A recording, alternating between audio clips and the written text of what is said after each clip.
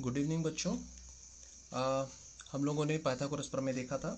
आज हम लोग पाइथागोरस प्रमेय का अनुप्रयोग देखेंगे, एप्लीकेशन ऑफ पाइथागोरस थ्योरम। तो पाइथागोरस थ्योरम जो है वो ये कहता है कि किसी समकोण त्रिभुज में जिसमें एक कोण 90 अंश होता है वो समकोण त्रिभुज होता है। उस समकोण त्रिभुज में कर्ण का वर्ग जो है अन्य दो भुजाओं के वर्गों के योगफल के बराबर होता है। यानी कि कर्ण का वर्ग बराबर होगा लंब के वर्ग धन आधार के वर्ग के, यानी कि लंब के वर्ग और आधार के वर्ग के धन के बराबर अकेला कर्ण का वर्ग होगा। ठीक है, तो कर्ण यहाँ पर सबसे बड़ी भुजा होती है। ठीक है, समकोण त्रिभुज में सबसे बड़ी भुजा कर्ण होती है। ठीक है, तो यहाँ पर उसके अनुप्रयोग देखने हैं हमको। पाइथागोरस थ्योरम जो कि मैंने यहाँ पर बता दिया है, और पाइथागोरस थ्योरम हमारे वीडियो के प्लेलिस्ट में है और मैं इसका डिस्क्रिप्शन बॉक्स में लिंक भी डाल दूंगा, तो आप उसको स्टडी भी कर सकते हैं। और उसके बाद उसको स्टडी कर लेने के बाद पाइथागोरस प्रमेय के अनुप्रयोग में आइए। अनुप्रयोग से भी एक क्वेश्चन आना तय रहता है। ठीक है, तो चूंकि ऊंचाई एवं दूरी का क्वेश्चन इस बार नहीं आएगा, तो ऊंचाई एवं दूरी वाले चैप्टर को आप छोड़ भी सकते हैं, 10वां चैप्टर जो है, और वहाँ से एक क्वेश्चन जो पाइथागोरस थ्योरम टाइप के होते हैं वो ये यहाँ से आने के गुंजाइश है। ठीक है, यहाँ से आने के चांसेस हैं, इसलिए पाइथागोरस प्रमेय का अनुप्रयोग जरूर देख के जाएंगे। तो यहाँ पर मैं दो क्वेश्चन लेकर आया हूँ बच्चों, एक ये है और एक ये क्वेश्चन है। क्वेश्चन 1, अनुप्रयोग मतलब आपको तर्क लगाना है कि पाइथागोरस प्रमेय यहाँ पर किस प्रकार लगेगा। आपको ये पहले नहीं बताएगा कि मैं पाइथागोरस से बनने वाला हूँ, ये प्रश्न कहीं से भी नहीं दिखे रहेगा कि आपको पाइथागोरस से बनाना है। आपको समझना है कि यहाँ पे कौन सा अप्रोच लग रहा है। ठीक है, प्रश्न को पढ़ते हैं। ठीक है, प्रातः यानी कि सुबह के समय किसी क्षण बिजली के खंभे की परछाई, बिजली के खंभे की परछाई, मान लीजिए ये बिजली का खंभा है, तो इस खंभे की परछाई, जैसे कि ये परछाई हो गई। ठीक है, ये जो देख पा रहे हैं आप, ये परछाई हो गई। तो ये जो बिजली का खंभा है इसकी परछाई आप देख पा रहे हैं। ठीक है, इस प्रकार बनती है कि उस पर लगे बल्ब की काल्पनिक स्थिति, यानी कि उसकी परछाई, उस पर जो बल्ब लगा होगा, बिजली के खंभे में जो बल्ब लगा होगा उसकी काल्पनिक स्थिति यानी कि परछाई, ये समझ लीजिए बल्ब है और इसकी परछाई यहाँ पर बन रही है। ठीक है, तो उस पर लगे बल्ब की काल्पनिक स्थिति यानी कि परछाई खंबे के पाद से, खंबे के पाद से मतलब, पाद मतलब आप समझ पा रहे हैं कौन सा वाला पाद है ये, खंबे का पाद, यानी कि खंबे का फुट पॉइंट यानी कि नीचे वाला। ठीक है, तो ये जो नीचे का जो पॉइंट है जिसको हम लोग बोलते हैं खंबे का पाद, खंबे का पाद नहीं होता वैसे, खंबा तो करता ही नहीं है एक्चुअल में। तो खंबे का फुट पॉइंट जो है वो उसके बल्ब के काल्पनिक स्थिति यानी कि परछाई से उसका जो खंबे का जो पाद है वो 9 मीटर दूर है, यानी कि खंबे के फुट पॉइंट से उसका बल्ब की जो दूरी है वो क्या है, बल्ब के परछाई की दूरी क्या है, 9 मीटर है। ठीक है, उस खंबे की ऊंचाई 12 मीटर है। आपको क्या फाइंड करने बोल रहा है, बल्ब व बल्ब की काल्पनिक स्थिति यानी कि परछाई, बल्ब और बल्ब की काल्पनिक स्थिति, उन दोनों के बीच की दूरी, संभावित दूरी। ठीक है, संभावित दूरी ये और ये, इनके बीच की संभावित दूरी मतलब ये कितना होगा, ये इतना जो भी होगा डिस्टेंस वो आपको फाइंड करना है। मतलब ये एक पार्श्व दूरी है ना, पार्श्व दूरी, दैट मीन्स ये आपको दिखलाई नहीं दे रही है पर इसको आपको दूरी को अज्यूम करते हुए इसको फाइंड करना है। ठीक है, तो ये एक प्रकार से कर्ण बन रहा है, देख पा रहे हैं आप लोग, ये एक प्रकार से कर्ण बनेगा। ठीक है, तो चलिए क्वेश्चन आपको समझ में आ चुका होगा, तो हम लोग डील करते हैं। देखो, खंबे की परछाई इस प्रकार बनती है, प्रातः काल मतलब सुबह के समय खंबे की परछाई इस प्रकार बन रही है, इधर सूर्य होगा और ये खंबा है। ठीक है, ये खंबा है, तो खंबे की परछाई इस प्रकार बन रही है, ये खंबे की परछाई सोच लीजिए, खंबा है तो खंबे की परछाई ऐसे बनेगी नीचे, तो ये खंबे की परछाई ऐसा बन रही है। खंबे में क्या लगा हुआ है, बल्ब लगा हुआ है। ठीक है, खंबा ए बी है, जहाँ पर ए जो है वो बल्ब को प्रदर्शित करता है, ये बल्ब हो गया। ठीक है, तो उसकी परछाई यहाँ पर बनी। ठीक है, इसको हम नाम दे देते हैं सी। इस प्रकार आपको देखने से पता चलता होगा कि यहाँ पर कौन सा त्रिभुज बन रहा है, समकोण त्रिभुज बन रहा है। ठीक है, तो ये समकोण त्रिभुज हो गया जिसको हम पढ़ेंगे ए बी सी, जहाँ पर बी जो है खंबा और जमीन के साथ बनने वाला कोण क्या होगा, 90 अंश, तो ये समकोण त्रिभुज है। ठीक है, ये बल्ब की परछाई हो गई, सी जो है बिंदु सी बल्ब की परछाई है।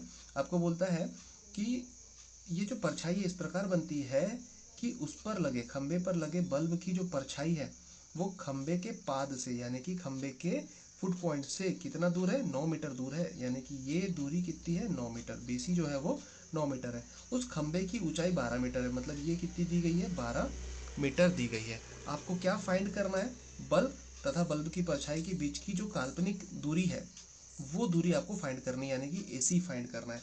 तो क्या दिया है, दिया है भाई AB क्या है, खंबा, ठीक है। जहां पर A को हम क्या बोल रहे हैं, बल्ब बोल रहे हैं, ठीक है, ये बल्ब हो गया।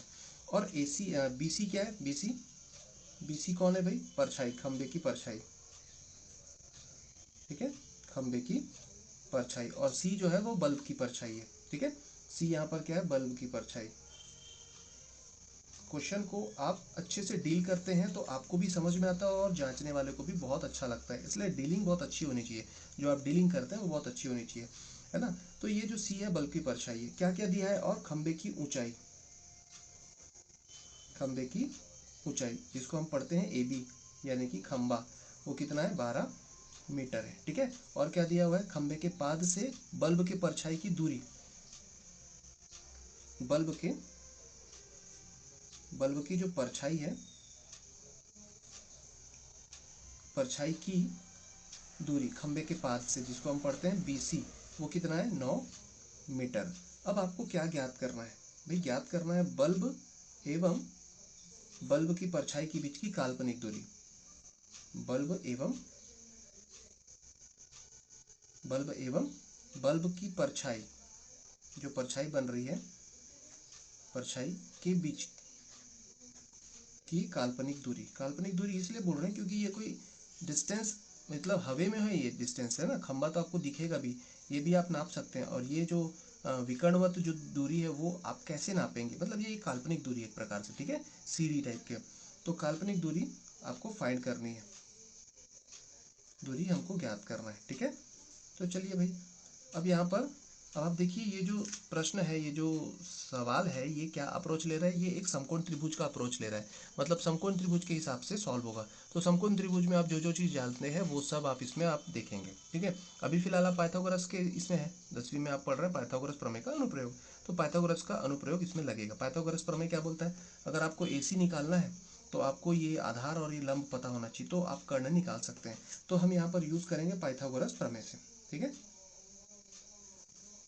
पाइथागोरस प्रमेय, ये सूत्र है हमारे लिए। तो सूत्र में क्या डाल रहे हैं, पाइथागोरस प्रमेय से। पाइथागोरस प्रमेय क्या होता है, कर्ण का वर्ग क्या होता है, लंब के वर्ग और आधार के वर्ग के योगफल के बराबर होता है। कौन, कर्ण का वर्ग। कर्ण कौन है भाई, AC, तो AC का वर्ग बराबर लंब कौन है भाई, AB, यानी कि AB का वर्ग धन आधार कौन है, BC, तो BC का वर्ग, ठीक है। तो AC का वर्ग बराबर AB का वर्ग मुझे पता है, AB का वर्ग कितना भाई, 12, AB का मान 12 है तो 12 का वर्ग पढ़िए। BC का वर्ग यानी कि BC आपको पता है, BC पता है, BC कितना है, 9 मीटर, तो 9 का वर्ग ऐसा लिख लेंगे, ठीक है। 12 का वर्ग कितना होता है आपको पता होना चाहिए, 144 प्लस 9 का वर्ग 9 या 81। कई लोग 9 दूनी 18 करते हैं, ठीक है। बेसिक टर्म्स में मैं बात करूँ तो 9 की घात 2 का मतलब होता है 9 का 2 बार गुणा। घातांक का मतलब होता है उतनी, घातांक का मतलब होता है उतनी बार गुणा करना, ठीक है। घात मतलब होता है घाव, के घाव गुणा करना है, के घाव गुणा कर, 2 घाव गुणा कर, 9 का 2 घाव गुणा कर बे, तब जाके क्या मिली, 9 गुणा 9, ठीक है, 9 गुणा 9 81 मिली, ठीक है। कई लोग इसको 9 दूनी 18 बोलते हैं, 9 दूनी 18 नहीं होता, वर्ग का मतलब होता है, वर्ग यानी कि घात पे लगा है वर्ग, तो घात मतलब होता है घाव, के घाव, के घात गुणा कर बे, के घाव गुणा कर बे, तो ये 2 बार अगर 9 की घात 3 है तो 9 का मैं 3 घाव गुणा करूंगा, घाव मतलब घात, तो घात में अगर 2 है तो घाव समझ के उसको गुणा करो। तो यहाँ पर 9 की घात 2 है तो 9 का 2 बार गुणा करके 81 आएगा। 144 और 81, 4 और 1 5, 8 4 12 का 2 हाथ से लगा 1, 1 और 1 2, 225। AC का वर्ग बराबर आ गया 225, तो AC का मान आ जाएगा, वर्ग का मैंने पक्षांतर किया तो क्या बनता है, वर्ग के पक्षांतर से उधर जाके वर्गमूल बनता है, ठीक है। तो 225 का वर्गमूल आपको पता है क्या, नहीं पता है तो आप लोग याद कर लीजिएगा, क्योंकि 25 तक के वर्ग याद होने चाहिए। 25 का वर्ग कितना होता है, 625, तो 625 का वर्गमूल 25 होगा, ठीक है। तो वर्ग और वर्गमूल दोनों याद हो जाते हैं अगर आप 1 से लेकर 25 तक के वर्ग याद करते हैं, ठीक है। तो ये बिल्कुल आप याद रखिएगा, तो इससे बहुत ज़्यादा आसानी होती है। ठीक है। तो ये 225 का वर्गमूल कितना हो जाएगा 15। अब ये सब मीटर में थे तो ये भी कितना होगा मीटर। तो AC कौन है भाई, AC आपको मिल गया। आपको AC ज्ञात करना था, यानी कि बल्ब के बीच की बल्ब और उसके परछाई के बीच की काल्पनिक दूरी, बल्ब एवं उसके परछाई के मध्य काल्पनिक दूरी कितनी है, 15 मीटर होगी। ठीक है। तो ये प्रश्न, तो ये ऐसा अनुप्रयोग होता है, पाइथागोरस के उपयोग से आप किसी सवाल को समझेंगे और उसको हल करेंगे। ठीक है। अब आ जाइए दूसरा प्रश्न देखते हैं।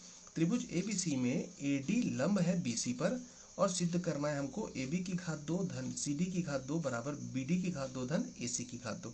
ठीक है। अच्छा इंपॉर्टेंट क्वेश्चन है, मोस्ट इंपॉर्टेंट है। ABC त्रिभुज है, उसमें AD लंब है किस पर, BC पर। ठीक है। तो चलिए पहले तो चित्र बनाते हैं। ये हो गया ABC। ठीक है।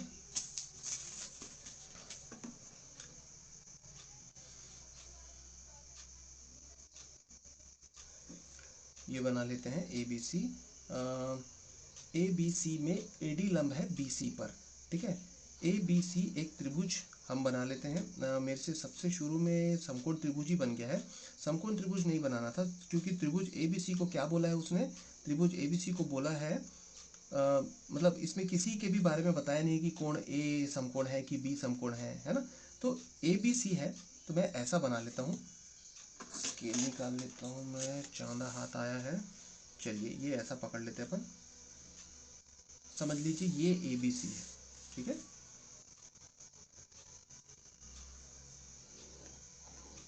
ये देखिए ये ABC हुआ, ABC एक क्या है, त्रिभुज है। ठीक है। और AD लंब है BC, ये AD लंब है BC, समझ लीजिए इसको, AD लंब हो गया BC पर, तो ये 90 पड़ा और ये भी 90 पड़ा। ठीक है। तो चलिए क्या क्या दिया है भाई, दिया है त्रिभुज ABC में, ठीक है, त्रिभुज ABC में AD लंब है BC, बस इतना ही दिया है और बोलता है सिद्ध कीजिए ये। तो आ जाइए, सिद्ध करना है, क्या सिद्ध करना है, सिद्ध करना है, जो सिद्ध करना है उसको लिखिए। AB की घात 2 धन CD की घात 2 बराबर BD की घात 2 धन AC की घात 2। ठीक है। देखिए AB की घात 2 कहाँ है, AB ये है। ठीक है। CD की घात 2 कहाँ है, CD ये है। इधर कौन है, BD की घात 2 ये वाला, और AC की घात 2 यानी कि ये AC, इसकी घात 2। ठीक है। तो देखिए AB के साथ CD का जोड़ा बन रहा है, BD के साथ AC का जोड़ा बन रहा है, जिसका भी जोड़ा बने उससे फर्क नहीं पड़ता। आपको सबसे पहले देखना है समकोण त्रिभुज बन गया ना, लंब खींचे आपने मतलब 90-90 बना, मतलब समकोण त्रिभुज। तो एक त्रिभुज ये दिख रहा है ADC, ये भी एक समकोण त्रिभुज है, 90 है इसलिए, और इधर भी 90 बन रहा है, मतलब ABD, ये ABD ये भी एक समकोण त्रिभुज है। दो समकोण त्रिभुज है, दोनों में आप पाइथागोरस लगाइए और फिर जो रिजल्ट मिलता है उसके हिसाब से देखेंगे कि टारगेट हमारा कहाँ तक आता है। ठीक है। तो सर्वप्रथम लंब जैसी खींचे AD से तो आपको दो समकोण त्रिभुज मिले। सर्वप्रथम समकोण त्रिभुज कौन सा, ADC में, ADC में कर्ण का वर्ग बराबर लंब का वर्ग धन आधार का वर्ग। मैंने कौन सा थ्योरम लगाया, पाइथागोरस प्रमेय से। ठीक है। तो ये हो गया, कर्ण कौन है भाई, ADC में। आप इधर आ जाइए, एक त्रिभुज ऐसे बना सकते हैं, ये A है, ये D है और ये C है, ये 90 था, तो ये कर्ण हो जाएगा। ठीक है। इसको लंब पढ़ेंगे और इसको हम क्या पढ़ेंगे, आधार पढ़ेंगे। ठीक है। तो कर्ण बोले तो AC का वर्ग बराबर लंब, लंब बोले तो AD का वर्ग धन आधार बोले तो CD का वर्ग। ये एक समीकरण बना। ठीक है। AC की घात 2 के लिए ये AC यहाँ पर दिख रहा है ना टारगेट में, हमारा टारगेट बेस्ड काम होना चाहिए, हमारा वर्ग जो होगा वो टारगेट के हिसाब से चलना चाहिए। ठीक है। अभी एक समकोण त्रिभुज में पाइथागोरस लगा दिए, अब दूसरे समकोण त्रिभुज में भी हम लगाने वाले हैं। इसको हम दे देते हैं समीकरण नंबर 1। ठीक है। थोड़ी सी जगह छोड़ देता हूँ क्योंकि मुझे पता है मेरे को अभी यहाँ पर क्या करना है। अब दूसरा द्वितीयतः अब हम ले रहे हैं समकोण त्रिभुज, समकोण त्रिभुज कौन सा, ADB में फिर से लगाइए पाइथागोरस प्रमेय। पाइथागोरस प्रमेय से क्या होता है पाइथागोरस प्रमेय? कर्ण का वर्ग बराबर लंब का वर्ग धन आधार का वर्ग।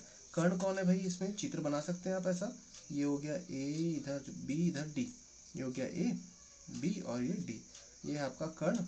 ये अब हो जाएगा लंब और ये हो जाएगा आधार। ठीक है, तो कर्ण बोले तो ए बी का वर्ग बराबर लंब बोले तो ए डी का वर्ग धन आधार बोले तो बी डी का वर्ग।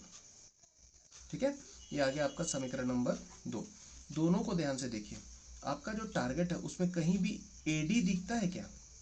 एडी नहीं दिखता, तो क्यों ना हम एडी को, इन दोनों समीकरण में से एडी को गायब करें।